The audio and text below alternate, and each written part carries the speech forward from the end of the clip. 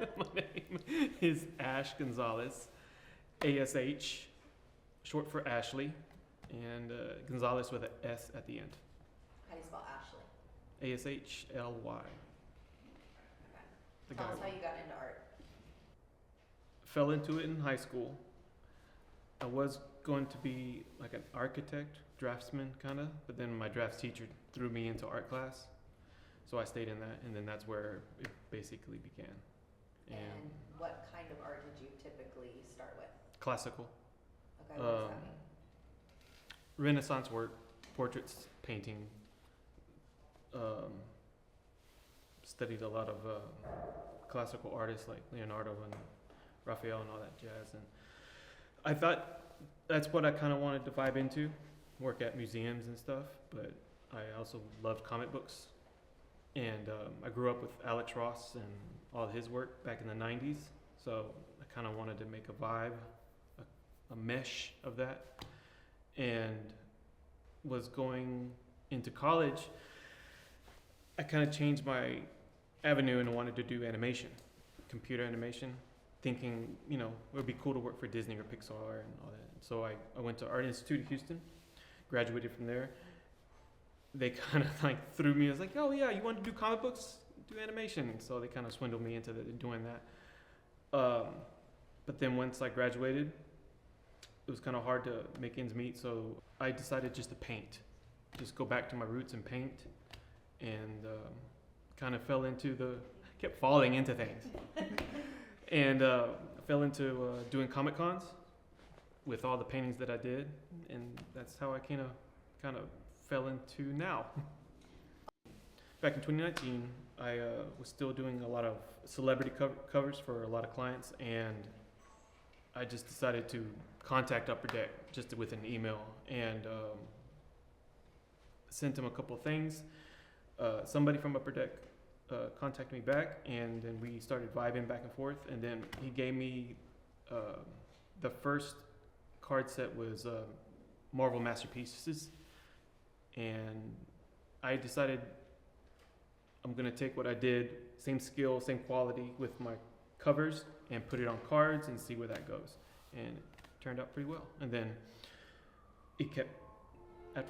projects kept coming in, and it was all good for now. And then my favorite cards, or particular card, right, you mentioned? Yeah. It was a long shot, and it had a whole bunch of arms of different aliens and different women, and they're all like all up on him. But I liked how his persona, because that's where I always wanted to focus on each card, was their face and their the way they're portraying their mood and all that. And I just loved how the concept looked, and I think that's my favorite card. Now.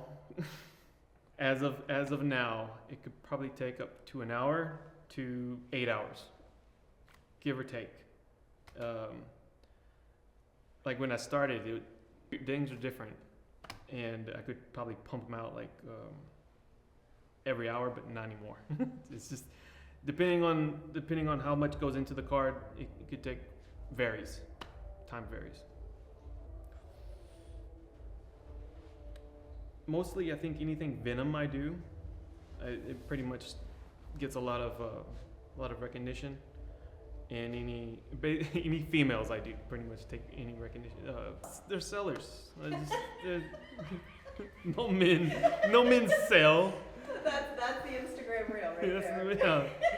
Yeah. Men do not sell cards. That's not gonna be a PC response at all. I'm just being honest. I mean, that's what. I didn't say naked women, I'm just saying, or anything of that nature, just females in general, the female heroes. Did you ever struggle with anatomy? No. Well, I mean, at first, yes. Okay. What helped, and I think what would help most artists too, is that you just have to dive into the deep end and paint from life.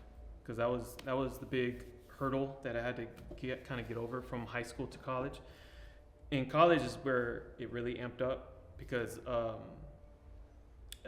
we had an anatomy class. We had to paint a lot of nudes, and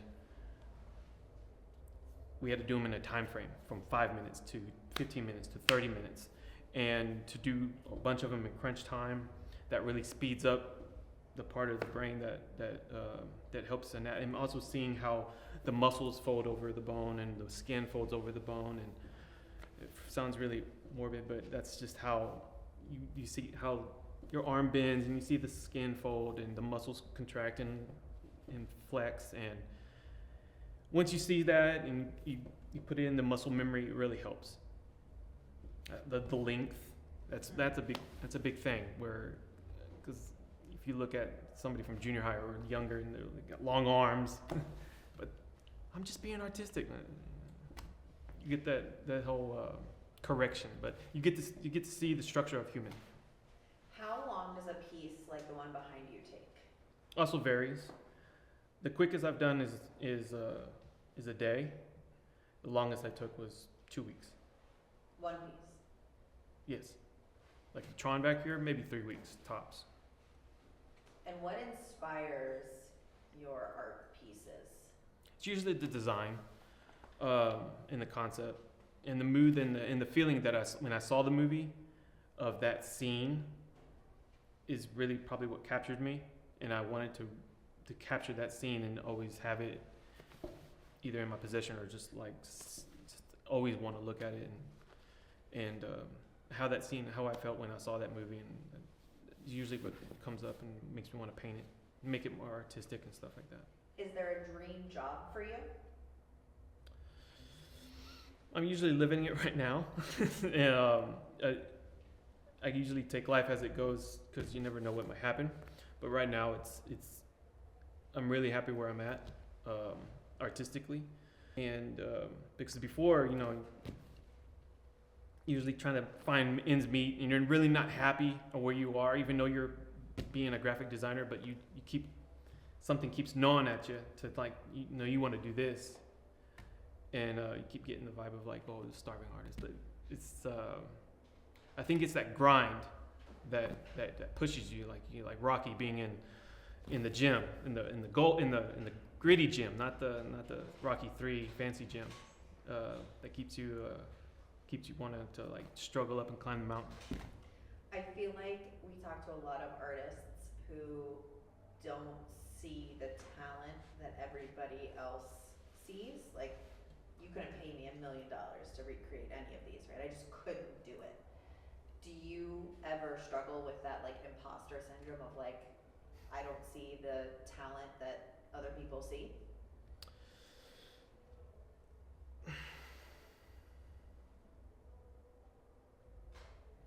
Yes and no. I try not to put myself too deep into other things and try to stay on task, because I'm still trying to find my road. It's good to look off and get inspiration and try to figure out and to see how other people did it and all that. But I don't want to rely on I want to copy him or I want to copy that style. But I did try that when I was younger.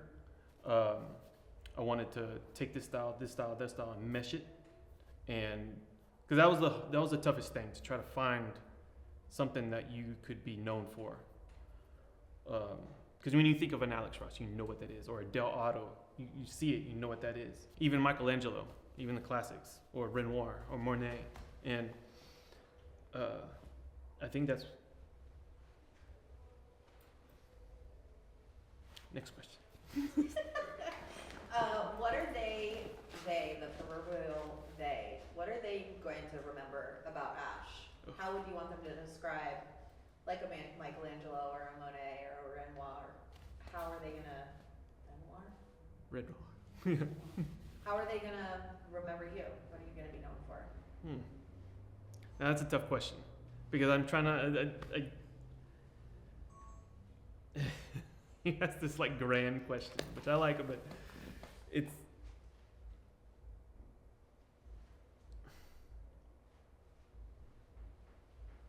quality, I think, and really how I capture the face. Mm. It is kind of a pet peeve when I see, and I guess it falls into now because when I do so much faces and celebrity faces and friends of faces, and it's funny when I paint a person, even though I don't know them, I'm trying to figure them out on looking at that face, the eyes, the nose, how they lived. It's weird. It's like I create this whole little story in my head. I don't even know them, but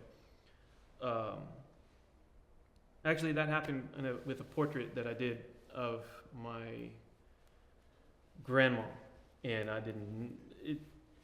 even though I knew her, it felt like I was gathering more information when I was painting her.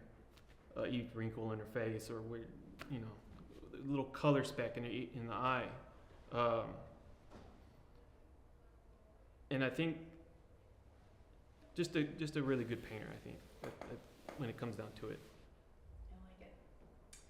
Have you had any oh crap moments? I wish I had an answer for you, but not right now.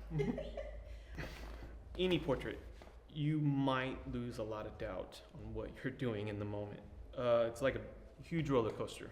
You're starting at the bottom and you're trying to work that way up. You hear every crackle of the train, and you're like and then you find a good hump, and then all of a sudden you might go down and like, oh, I feel depressed, and then you might, because you're like, oh, how am I gonna figure this out? And that's the struggle that I find a lot. Painting is like how I'm gonna do this, how I'm gonna finish it. I'm trying to see the finish line. I see it, but it's kind of hard to see. I hope I get this eye right, but then I have to get the other one right, and then it's just it's the struggle of not thinking so much, and I have to keep trying to do that. Like, calm down, don't think too much on it. It'll find its way, and then you'll see the light at the end of the tunnel, and then before you know it, it's done. And I think that's the relief that I always want to get to while I'm starting another painting or picture or card or whatever, because the end result is what gets you that high. And then if it's for a client, it's even better because then they're happy. And it's funny how I'm talking with you and I veer off and I forgot your question a long time ago. Do you, as an artist, have I guess maybe self-control to say, okay, this piece is done? Like, you've put your finishing mark on it, or could you like touch a piece endlessly until somebody would force you to stop? Depends on the portrait. Depends on the piece. There are some that I wish I could go back and like add this or add that, but yeah, I can on 85% of the work, I can find a finishing point. We're here days before MegaCon 2024. Mm-hmm. What are your hopes and goals for MegaCon this year? Make money. I mean, that's the truth of these things. You make a product, you sell the product. That's the whole purpose of. To be honest, that's the honest question. Yeah. The secondary is to have fun, meet people, make good relationships, because that's more of a more important point too, is that you can't really sell anything unless you make a relationship with that person. It's kind of boring, because then you get more out of it when you know the person, you know what they're looking for, you know what they want, and it could rub the feeling out of them, like a nostalgia feeling, or that's my favorite hero, I really wanted that, and you captured that really well. Also, things I don't want to get out of this con is sick, because you can get the con flu. God, man, I hate that. That's the worst. But anybody that wants to do Comic Cons, vitamin up. Kids out there, want to sell your trinkets and your wares. I always tell my daughter, because she's trying to be a somewhat artist too. Before you try to even think of gathering people or gathering followers or whatever, you need to make a good product. If you make a good product, they will come to you. And it's better to sell if you have a good product. If you can't make a good product, you're not going to get nowhere. What special pieces are you bringing to MegaCon this year? So I'm bringing the Black Panther, the show. Not to sell? Not to sell. Why? Maybe. Depends. Okay. Let's get to that later. But this to sell. Bucky. Hulk. Tron. Maybe. That's a personal piece, but if price is right, I'm good to go. And some Superman and a couple covers and cards. Tell us about your MegaCon t-shirt. What inspired that? What did you want to accomplish other than Victoria bossing you around?